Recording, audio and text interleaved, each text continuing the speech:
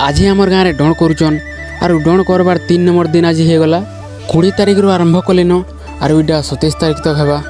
Are भी यात्राटा आमर गाँव में सब वर्ष करसन 7 दिन तक यात्रा हेसी।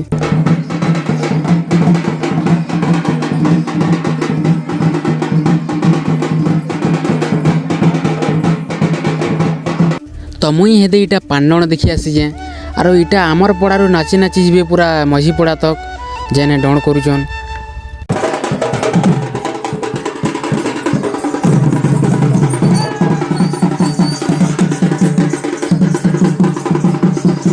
आज ही केते डण देखी जाऊन देख आर आज इटा बहुत भीड़ हो गले न।